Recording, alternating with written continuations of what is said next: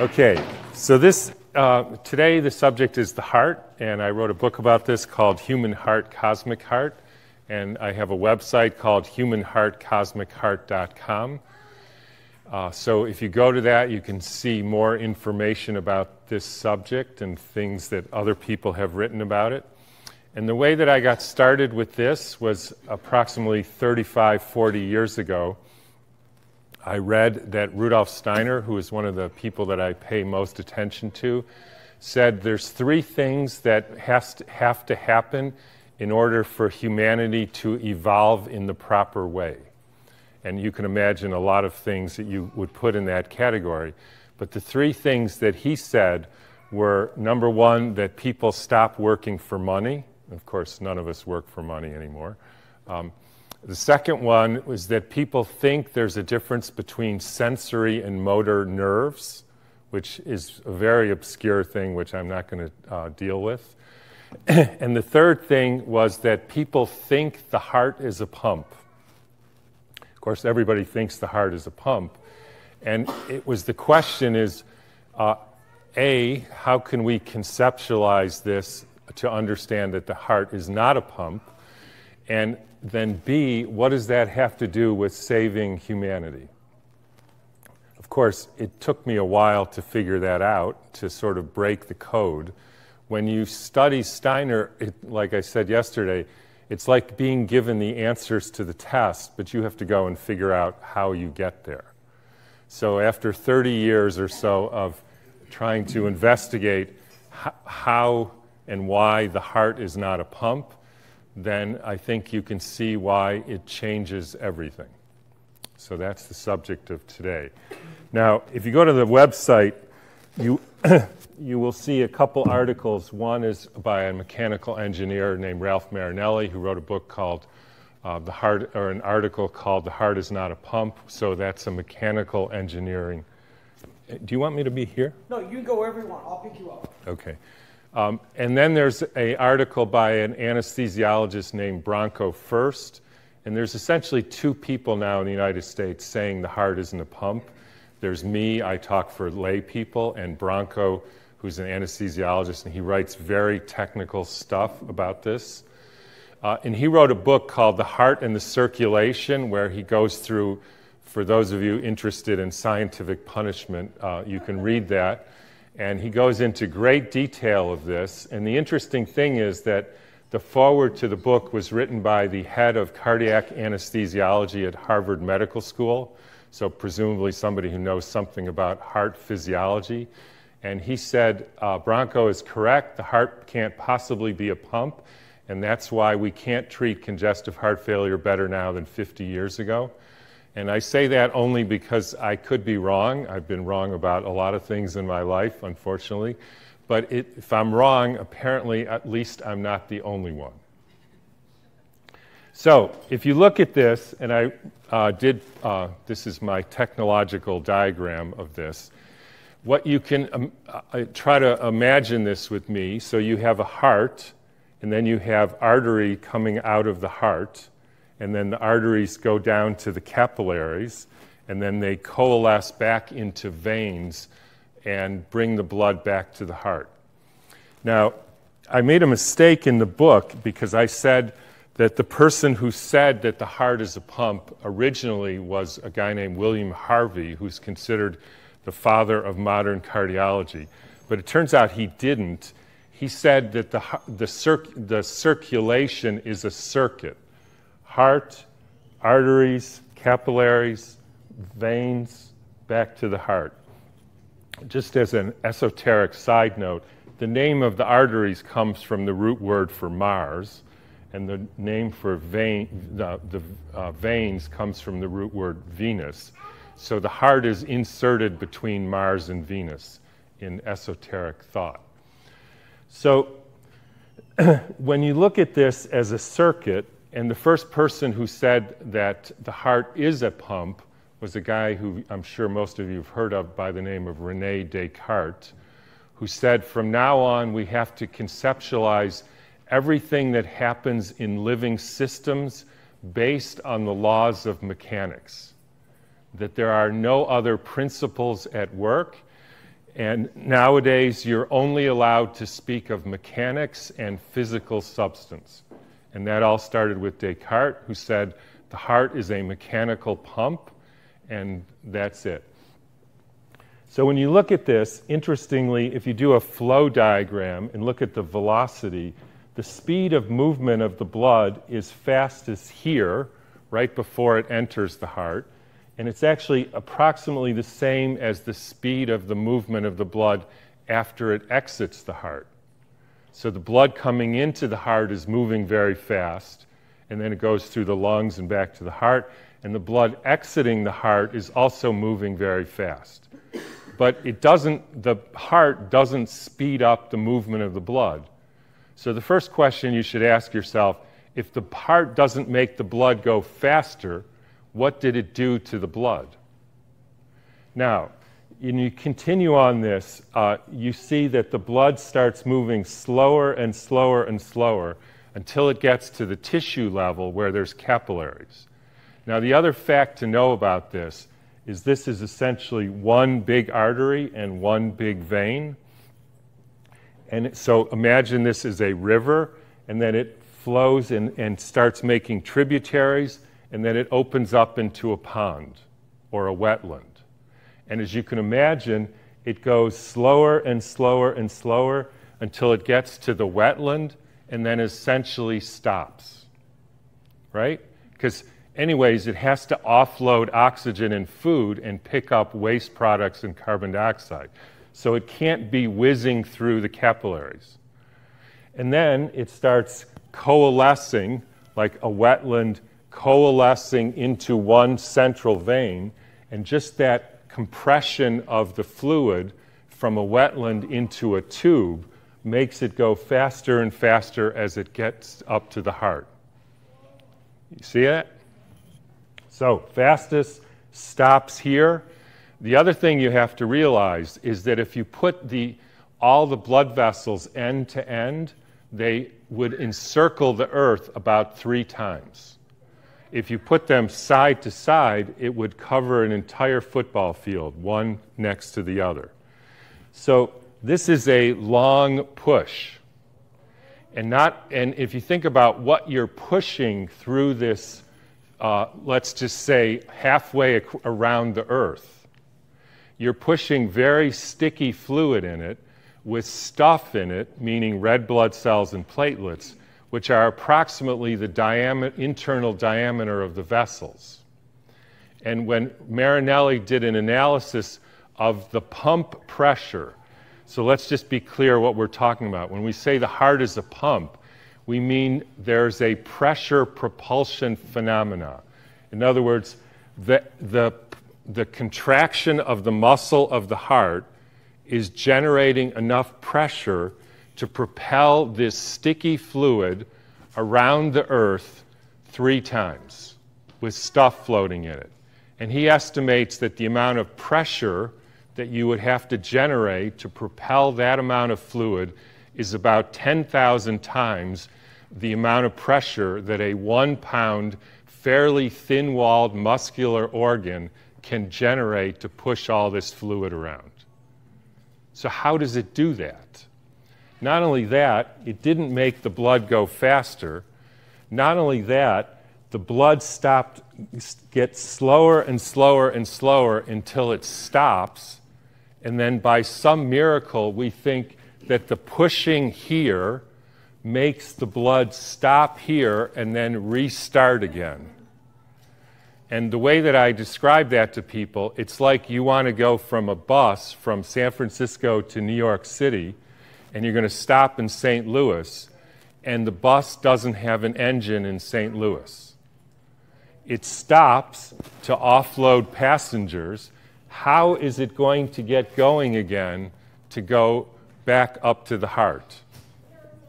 Because anyways, any farmer or person wants to move fluid would, by definition, put the pump where the fluid has stopped, not at the top of the hill when the fluid is going to go slower and slower and slower.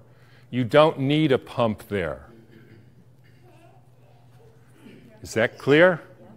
Now, unfortunately, it gets worse, if that isn't bad enough. If you look at the outflow tube to the heart, so again, the theory in conventional science and medicine, this 1 pound organ, which when I say thin wall, some of the walls of the left ventricle, the final outflow, are fairly thick, like this thick, and some of the walls are about 1 to 2 muscle layers thick, which means you can stick your finger right through it.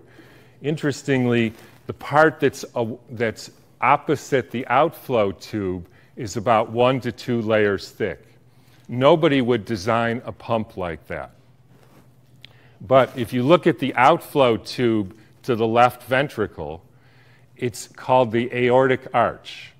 And when I was in medical school, I had a job being an assistant at cardiac cath lab. So we put the dye in, we watched the dye go through the heart. And what you see is, so left ventricle goes like this, the dye comes out, the blood comes out, it goes up the arch and then down to the rest of the body. Now there is a place where it goes up to the head through the subclavian artery. But interestingly, when you look at the anatomy, see if you can picture this, so you get this so-called pump, push, then the blood goes up, and then it goes down, and then it goes up to the heart. And when I first saw that, I said, that is a horrible design flaw. Why would you have the blood going up, and then down, and then back up? That's ridiculous. And not only that, but during systole, when there's so-called maximum pumping, so relax, contract, so-called pump, the aortic arch bends in instead of straightens out. Now, here's what I mean by that. Imagine you took a flexible garden hose and you put it on a spigot outside your house, and it's shaped like this. And you turned it off, that's diastole, and the arch was like this. And then you turned it on full blast, because you better turn it on pretty hard if you're going to pump this blood all the way around the earth. What would happen to this flexible garden hose if it could move? It would straighten, right? That's what would happen. Do you know what happens to the aortic arch during maximum systole? It bends in. And I remember I asked them, dear cardiologist, why does that bend in? That makes no sense. And he just said, because it does. There is no possible way you can generate that much pressure to push that viscous, sticky fluid, have it not increase the velocity, have it go to zero. Somehow that pushing is responsible for getting this going again, going faster and faster back to the heart, pumping real hard. The flexible tube bends in as if it's being suctioned, and we call that a pump. So I went from the idea of, I wonder if this is true, to, I can't believe anybody believes this. This is nuts. There's other things, but I only have 40 minutes, so I don't have time to go into that. But those are the main highlights of how this cannot be a pump. So anybody, therefore, would know that the pump, and when I say pump, I mean the reason the blood moves, right? We're talking about what moves the blood in our bodies, in any living system. Has to be here, where the blood has stopped. You don't need a pump when the blood is already moving faster. So the next question, obviously, is what moves the blood, and what in the heck is the heart doing there in the first place? Right? What is it doing there? Obviously, it has a function. So what is the function of the heart in the circulation? Now, let's start with what moves the blood. So those of you who were here yesterday, remember that I said we were taught that there are 3 phases of matter: solid, liquid, and gas. But now we know that water, and only water, has a 4th phase. If anybody wants to read about this, Gerald Pollack wrote a book called The Fourth Phase of Water, where he proves this, which is an unrecognized gel phase. And I would contend that all the water in our cells is in this unrecognized gel phase, and that is the unifying principle of medicine. And for those who don't believe me, just realize that an MRI machine is a device that measures whether the water in your cell is structured or not. And if the structure deteriorates, it shows up on the screen and we say that's a tumor. If you have arthritis in your hip, it's because you have a gel protecting your hip. The gel deteriorates, and you see that on an MRI as an abnormal structuring of the water. This structured water, which is always negatively charged, has a different pH, has a different viscosity, you can prove it, you can measure it, always forms in the interaction of water and a hydrophilic, meaning water-loving surface. So if you can imagine, you put a beaker of water and you put a hydrophilic protein. In a very small layer next to the protein, there will be a negatively charged gel phase just because of the interaction of water and any hydrophilic surface. Now, if you imagine then this, where you take a beaker of water and you suspend a hydrophilic tube in the water, it will form a small negatively charged gel phase lining the inside of the tube. That's what always happens. You can measure it. Because of this formation of the negative charge, it separates the charges and puts the positive charges dissolved in the water in the middle of the tube. The positive charges repel each other and start flow. This explains the so-called barometric limit conundrum in botany, which says that a column of water in any column can only go up to about 33 feet before the weight of the column of water is too much and gravity makes it go down.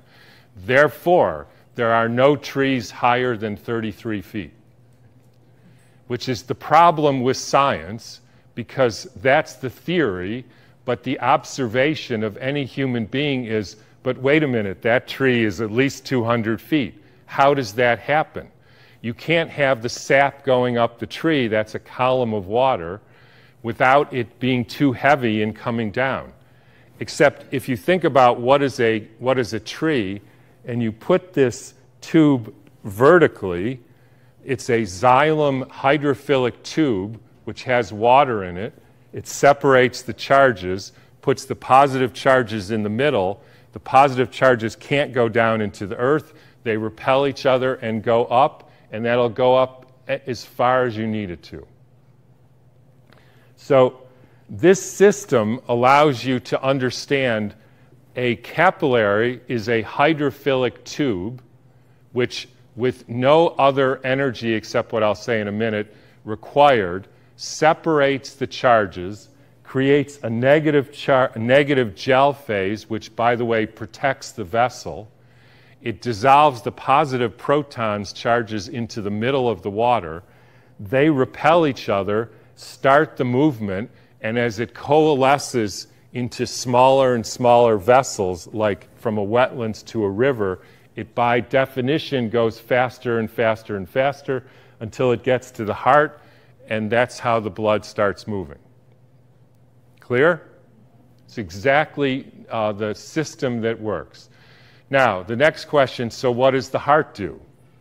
Well, the heart stops the blood. It's obvious.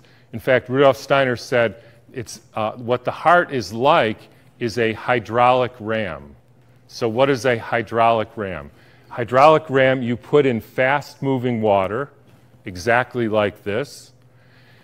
You put a dam and then a containment that can expand and contract, so it's a flexible containment vessel behind the dam. The water comes into it, expands the containment, the dam is still shut, and then you build up positive pressure on the incoming side and negative pressure, i.e. a suction or a vacuum on the other side. When the pressure differential gets to be too big, the gate opens, the aortic arch is sucked in because of this negative pressure. That brings the alignment of the blood vessel in direct alignment with the heart and the outflow of the heart up to the head. So it's not a design flaw. It's a perfectly structured system as long as you understand the suction effect. So the blood comes in, expands the wall, opens the gate, and then there's a passive contraction of the left ventricle around the outflowing blood with no energy required. That's exactly what happens. Now, it gets even more interesting because if you then investigate what actually happens inside the left ventricle, you see what happens is a stopping of the blood, and then it creates a vortex inside the left ventricle. And this was first described by Leonardo da Vinci, who wasn't supposed to, but he dissected human cadavers. He made a cast of the human heart. He put water and wheat seeds through it, and he could see that the blood moved in a spiral formation, which is the formation of life, inside the left ventricle. Now, if you read the Sufis, they say there is a moment when the blood stops, and that's where God enters the human being. So here's what happens. The blood enters the heart. It's moving because of the properties of water. If you go back and read Harvey, Chinese medicine, all the rest of it, you say, why, if you ask them, why did the blood move? They said, because of the vital force present in water. Exactly. The vital force present in water, I'll describe that in a minute, moves the blood, it comes to the heart stops the blood, the heart creates an internal vortex, which is always the pattern that nature uses to bring energetic fields into and structure physical substance. That structures the blood to be an agent of the spirit. It's hard to say it any other way. And that distributes the blood to the rest of the body. It's so amazing even that there's little vortices inside the heart. There's about 50 of them. And they're all attached to different organs of the body. So one of the vortexes inside the heart is attached to the spleen, and it knows somehow to package the red blood cells that are old and send them directly to the spleen to be removed. Another vortex inside the heart, if there's a cut on your leg, it will dissolve some of the collagen fibers inside of your heart, put them in this little vortex, and send them to your cut on the leg to fix the cut on your leg. The heart is the orchestrator of all this, the energy of the world coming in, creating a structuring of the physical substance, and that creates life. I don't know how much more profound it can be than that. Now, the other thing that this changes is it changes your entire conception of disease. So, for instance, we know this disease called high blood pressure. So why do you have high blood pressure? So we don't know. It's idiopathic. But if you think along this line, so you have the blood flowing because of the ability of water to structure properly, right? Insofar as you have a robust movement and flow, then you have a strong flow of blood around the body. But if somehow this becomes weak, then you have a weak flow. And then I asked myself, and this changed everything the way I see the world and the way I see medicine, if I had a weak flow, what would I do to increase the flow? The obvious answer is to decrease the caliber, the diameter of the tubes, right? That would increase the flow. That's what we call high blood pressure. It's not a disease. None of these things that doctors treat are actually diseases. They're compensation strategies, or in other words, the best the body can do if you don't fix the flow. If you don't fix the flow, your wisdom of your body will narrow the tubes to create flow. Does it cause trouble? Yes, but that's better than having no flow. So now we have to get into the issue of, and this is where it gets fun because I get to harass everybody, which is one of my favorite things to do. So how do you increase flow? Which is the same question as how do you structure the water in the blood, because that creates the flow, as you all know now. But that same energy creates the structure of the water in your cells, which, if distorted, your body has to create a fever to create snot to get rid of this distorted gel. If you have a distorted gel in your hip, we call that arthritis. So how does this happen? So it turns out that this is a very good system that Pollack developed to investigate this, because you can measure the flow. The stronger the flow, the greater the gel that's formed, the healthier, the more structured the gel is. You can also measure the pH, you can measure a lot of things, but the flow is easiest. So you put this in a lead box, right? Put it in a lead box, stops flowing. You take it out of the lead box and you shine the sun on it, and that starts flowing, because the sun is the ambient energy source that is used by the water.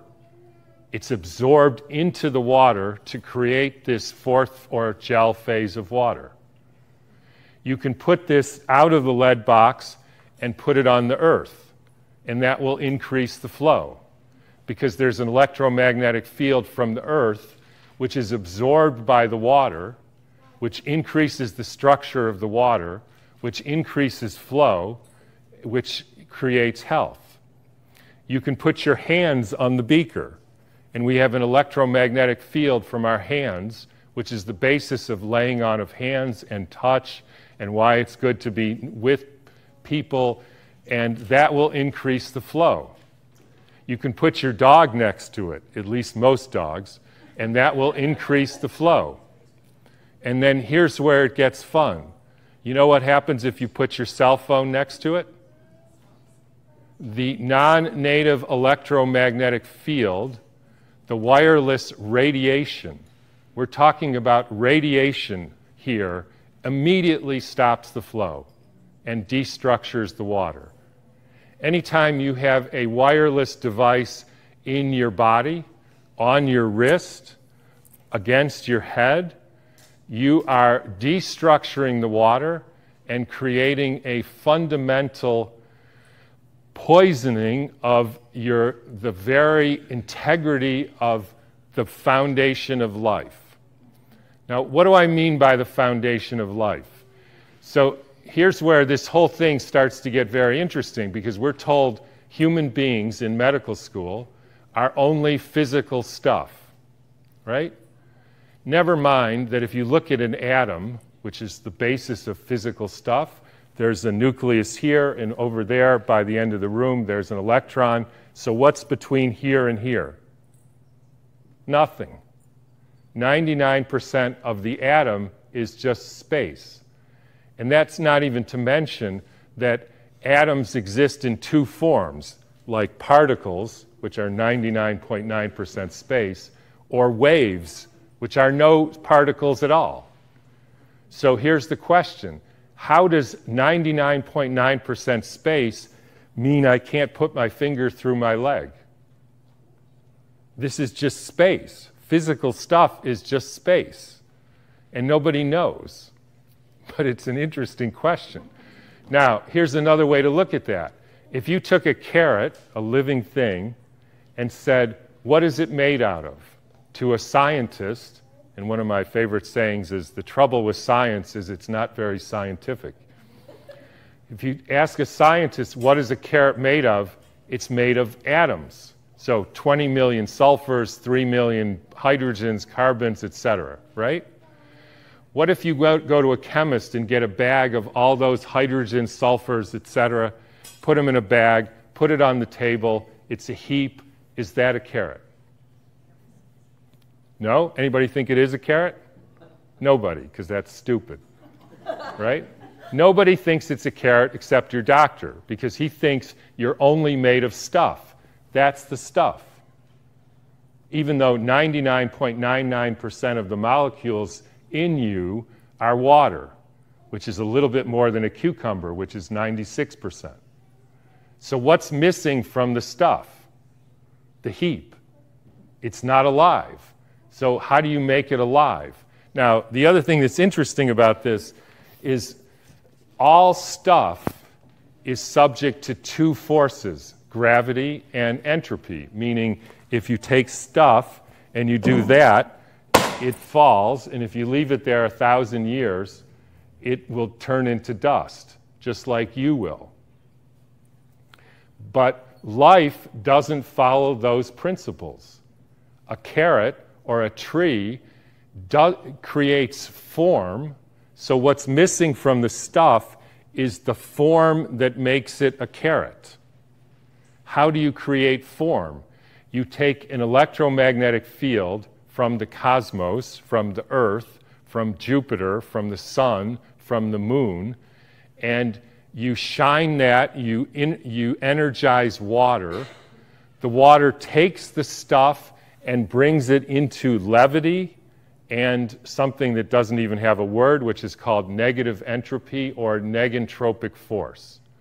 It creates form and life out of stuff, working through the water, working through these, absorbing the electromagnetic fields of the universe and creating life forms, which is the entire most important thing by far of any living being.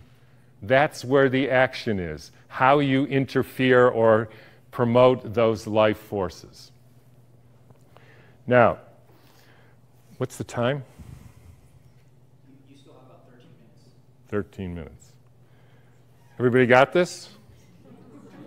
There's a physicist named Erwin Schrödinger who wrote a book called What is Life?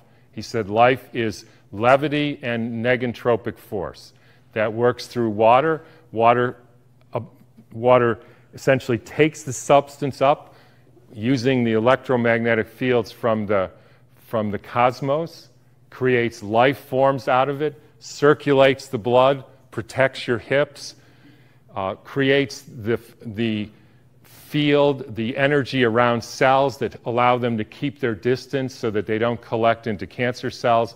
I wrote a whole book on how the abnormal water forces in the cell actually essentially create the cancer cell. So you can read about all that, but I don't have time for that now.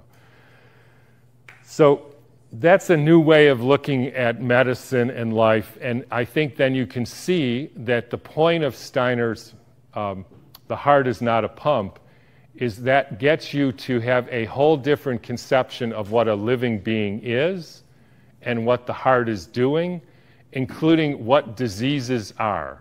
Diseases are compensation strategies.